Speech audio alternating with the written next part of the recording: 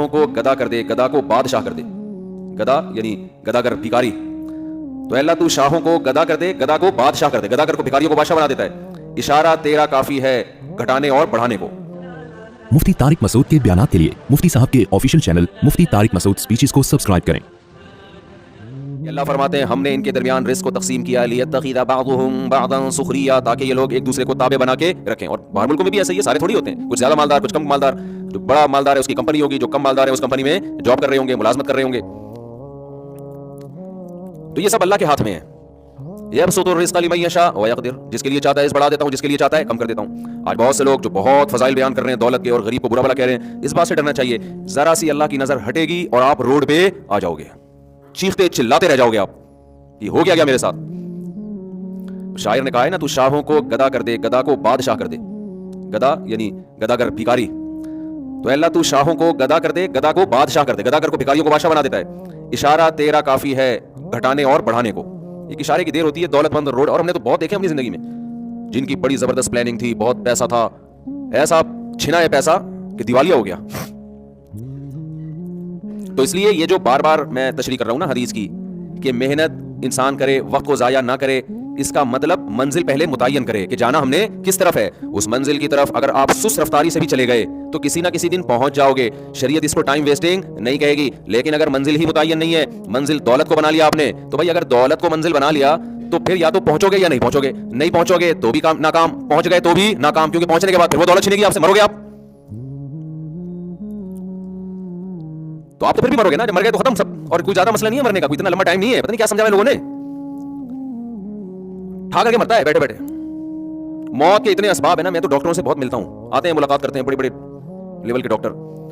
بعض doctor YouTube پہ بڑے مشہور ہیں, ان کی اسپیچ بڑی زبردست ہوتی ہے, بڑی زبردست ان کی ریسرچ ہوتی ہے. پھر دوسرے ڈاکٹروں سے رابطہ کر کے تجزیہ کرتا ہوں میں, تو وہ جو بڑی زبردست ریسرچ تھی وہ بالکل کیا نکلتی ہے بعض دفعہ, جیسے سوہانجنا کے فضائل تھے نا.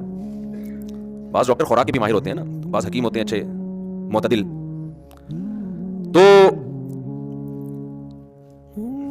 جو آپ اگر کیا کہہ رہا تھا, دماغ کو سمجھنا کرنا پڑے گا مجھے. تو میں چاہ رہا ہوں وہ بات کو لنک کروں جہاں سے لے کے اس کو دائیں بائیں نہ ہو. وہ تو 5 چیزیں ہیں, یہ ادھر کدھر سے آیا میں. یہ جو میرا دماغ ایسے گھومتا ہے نا, یہ دماغ حافظے کی کمزوری نہیں ہے الحمدللہ, یہ آپ سمجھیں. ایک وقت میں دماغ میں 20 چیزیں گھس رہی ہوتی ہیں, ان کو چھنی لے کے چھاننا پڑتا ہے.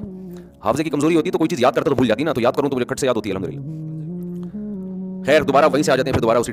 دیکھو جب آپ آگے نکل جاؤ نا اور بھول جاؤ کہ کہاں مڑنا تھا, تو پیچھے آؤ, دوبارہ آؤ گے تو روڈ سامنے آ جائے گا. یہ فائدہ ہوتا ہے دوبارہ ریورس. تو میں یہ کر رہا تھا کہ یہ چیزیں انسان کے اختیار میں نہیں ہیں. تو منزل کا جو رخ ہے نا وہ ٹھیک ہونا چاہیے. دولت آپ کا کبھی بھی ہدف نہیں ہو. دولت کو آپ نے اگر ہدف بنا لیا تو کامیاب ہونے کے بعد بھی ناکام ہوگے. ساری زندگی اسٹرگل محنت کر کر کے ایک مقام تک پہنچو گے, اور کوئی بیماری حملہ کرے گی, اس دولت کے ہونے نہ ہونے کا آپ کو کوئی فائدہ نہیں ہوگا. لوگ پیسے میں یہ تو دیکھ رہے ہوتے ہیں کہ میں کمائی چلے جا رہا ہوں, یہ نہیں دیکھ رہا کہ میں ڈاؤن ہوتا چلا جا رہا ہوں, ڈیلی روزانہ گر رہا ہوں میں. آپ آج پراٹھے پہ بیان سن رہے ہو, ایک مثال دے رہا ہوں. تو کیا خیال ہے 15 سال کے بعد جو 40 سال یا 50 سال کے لوگ یہاں بیٹھے ہوئے ہیں, 15 سال کے بعد پراٹھے کا بیان ان کو اچھا لگے گا؟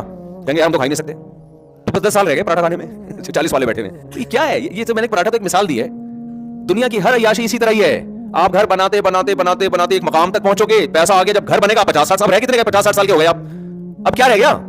ابے 2/3 زندگی گزر گئی, 1/3 میں اپنا گھر, اپنی دیواریں, اپنی اینٹیں, کیا انجوائے کرو گے؟ یہ میرا کلپ چلتا ہے تو ایک صاحب مجھے کہنے لگے, میرا ذاتی گھر کے بارے میں کلپ چلا تو 4 بندے بیٹھے ہوئے تھے, اور میرا کلپ جب انہوں نے سنا نا کہ اپنا گھر یہ کیا لوگوں نے مسلط کر لیا ہے, تو وہ صاحب میرے جاننے والے لوگوں کو نہیں پتا کہ یہ مفتی صاحب کا دوست ہے. تو کہہ رہے جیسے کلپ بند کیا نا تو وہ کہنے لگا ابے اس کو نہیں سنا کرو, فضول باتیں کرتا ہے. ابے اس کو, مجھے اپنے بارے میں تبصرہ نا اس طرح سے چلتا ہے کہ کوئی بندہ کسی محفل میں بیٹھا ہو اور لوگ اس کو یہ نہ جانتے ہوں کہ یہ میرا جاننے والا ہو, پھر صحیح تبصرہ آتا ہے سامنے تو حضرت جی مفتی صاحب خیریت سے آپ ماشاء اللہ کے بیان بڑے ٹائٹ ہوتے ہیں, سامنے تو یہی چلے گا نا. تو صحیح تجزیہ جو آتا ہے نا وہ نیوٹرل, کہ میں نہ ہوں اور ہمارا جاننے والا ہو اور لوگوں کو پتا نہ ہو کہ یہ ہمارا جاننے والا. جیسے ہماری کوئی ریلیٹو خاتون تھی حج پہ, تو میرا بھی سفر تھا, ہمارے ساتھ تھی, تو انہوں نے کیا کہا کہ وہ کوئی خاتون کو نہیں پتا تھا یہ ہماری ریلیٹو ہے. تو خاتون میرا بیان دیکھ کے کہہ رہی ہے یہ مفتی مجھے زہر لگتا ہے. ویسے گزر رہے ہو تو خواتین بھی دیکھ رہی ہوتی ہیں, وہی مفتی صاحب جا رہے ہیں, وہ مفتی صاحب جا رہے ہیں. جس کو سلام کا موقع ملتا ہے وہ سلام بھی کرتی ہیں, تو ظاہر عقیدت کی بیس پہ سلام کیا جاتا ہے نا. اور نیوٹرل ہو گئے, یہ مفتی مجھے کیا لگتا ہے, زہر لگتا ہے. سامنے کوئی نہیں آ کے کہتا تو مجھے زہر لگتا ہے. اور پھر وہ کہنے لگی میں نے اپنے بچوں کو اس کے بیان میں جانے سے روک دیا ہے, شادیوں کی باتیں سن کے خراب ہو رہے تھے. یہ ان کا پورا تبصرہ ہے, شادیوں کی باتیں سن کے خراب ہو رہے تھے. میں نے کہا اس بیچاری ہماری بہن جس کا یہ بچہ ہے, اس بیچاری کو کیا پتا کہ میرے پاس بھیج کے آرڈر پہ خراب کروا لو, آرڈر دے کے خراب کرواؤ, کیونکہ ان کو نہیں پتا باہر کا ماحول ایسا ہے. ایک دفعہ زنا میں پڑ گیا نا یہ, پھر آپ گن پوائنٹ پہ بھی اس کی شادی کراؤگی, یہ شادی نہیں کرے گا, اور اگر کر لے گا تو چلے گی نہیں. اس کی پرانی گرل فرینڈس اتنی ہوں گی کہ بیوی موبائل میں پتہ چل جاتا ہے کہ غفار سے اصل کون مراد ہے, ستار سے اصل کون. آج کل ان کو پاسورڈ بھی کھولنے آتے ہیں, بہت کچھ ہوتا ہے, تو پکڑا جائے گا. پھر مجھے بدگمانیاں, پھر آپ روگی ساری زندگی. تو میں نے تو اس پہ بیان کیا کہ خواتین کو چاہیے اپنے بچوں کو میرے پاس بھیجیں اور مجھے آرڈر دے کے ان کو خراب کرنے کے لیے بھیج رہے ہیں ہم. یہ خرابی اس اچھائی سے بہتر ہے جس کو آپ اچھائی سمجھ رہی ہو, اور نیچرل لائف کی طرف لے کے آ رہے ہیں بھائی. ان کو کہتے ہیں ابھی کیا ہے, اسے بھی کماتا کہاں ہے, ابھی اپنے پاؤں پہ تو کھڑا ہو جائے, ابھی سے بیکار بچکانا باتیں. آپ اللہ پہ توکل کرو بھائی, اللہ پہ. وَمَن يَتَوَكَّلْ عَلَى اللَّهِ فَهُوَ حَسْبُهُ, کافی ہو جاتا ہے. ہمارے ایک دوست ہیں تو کوئی زیادہ اسٹیبل نہیں ہے, مالدار کوئی عالم ہے, لیکن ان کو بہت پیسہ ویسا نہیں ہے ان کے پاس, بہت کیا ہینڈ ٹو ماؤتھ چل رہے ہیں. تو ابھی ان کا بیٹا 17 سال کا ہے, تو مجھے کہنے لگے یار میں اس کے رشتہ دیکھا, اس کی شادی کرا رہا ہوں. تو میں نے وہی بات ان سے کی جو عام طور پہ لوگ کرتے ہیں, صرف دیکھنے کے لیے ان کا کانسیپٹ کیا. میں نے کہا بھائی ابھی تو کچھ کما نہیں رہا, میٹرک کیا اس نے, آپ پہلے اپنے گھر والوں کا آپ کے اوپر ایک ذمہ داری ہے, اور بیگم بھی 2 ہیں, 2 بیگموں کی ذمہ داری ہے, ہینڈ ٹو ماؤتھ چل رہے ہو, اب اس کی بھی کرا دو گے. تو کہنے لگے یار یہ اصل میں ابھی باجوڑ کے پٹھان ہے وہ, تو پٹھان لوگوں میں پھر بھی تھوڑا سا نا ابھی فیملی سسٹم تھوڑا مضبوط ہے. میں نے نام ان کا اس لیے لیا کہ کسی کو غیرت آئے نا, پٹھانوں کو تو آئے نا کم سے کم غیرت, جو شہروں میں آ کے خراب ہو رہے ہیں. وہ بھی یہی شہروں سے یہ چیزیں سیکھ رہے ہیں ابھی. ایکچولی ٹوپی ڈرامے انہوں نے بھی, ایجوکیشن, اور بھائی تمہارا خاندانی نظام جو اللہ نے دیا ہوا ہے نا, دادا باپ ماں بہن, ان کی محبتیں عزتیں, یہ سب تیل ہو جائیں گی, برباد ہو جائے گا. یہ ایکچولی کر کے سب بیڑا غرق ہو گیا ہے. اور بلوچستان میں بھی ایسا ہی ہے, صرف پٹھان کی بات نہیں ہے, بلوچستان میں بھی ایسا ہی ہے.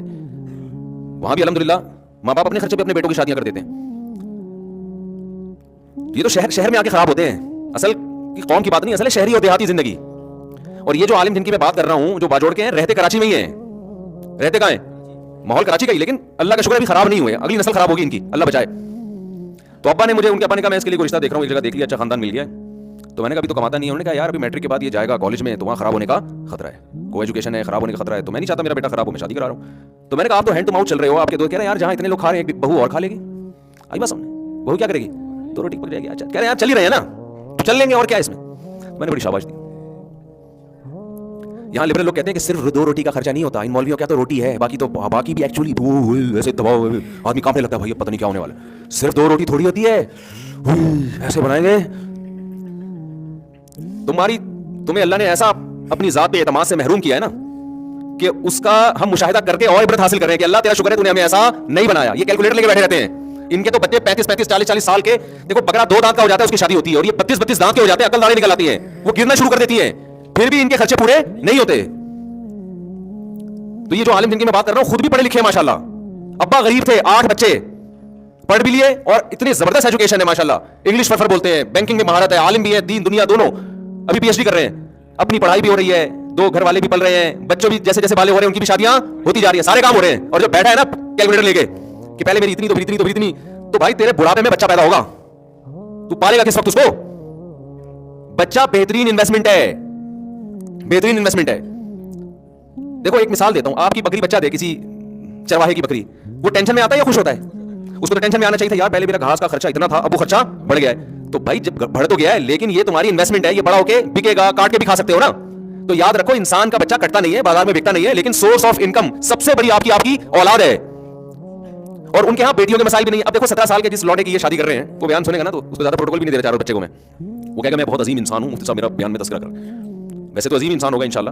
اب مجھے ایک بات بتاؤ, وہ 17 سالہ, وہ بھی اپنے رشتہ داروں میں کزن ہے کوئی جس سے وہ رشتے کی بات کر رہے ہیں, وہ بچی بھی ظاہر ہے کم عمر ہے, اس سے شادی ہوگی نا اس کی, وہ بھی اللہ پہ توکل کر کے دے رہے ہیں کہ بھائی اس گھر میں سب کھا ہی رہے ہیں, تو ہماری بچی یہاں رہتی تھی اب کہاں رہے گی, وہاں جا کے رہے گی. تو اب ان خاندانوں میں بیٹیاں باپ پہ بوجھ بنیں گی, بولو نا, بیٹیاں بنیں گی بوجھ باپ پہ, کیونکہ ان کی کلچر ہی یہی ہے نا. بچی بالغ ہوگی, اس کی بھی ہو گئی, اب وہ کیا کرے گا. اب ہمارے ہاں سیٹ اپ کیا چل رہا ہے کہ آپ اپنے بیٹے کی نہیں کر رہے, اس کی چکر میں آپ کی بیٹی کی بھی نہیں ہو رہی.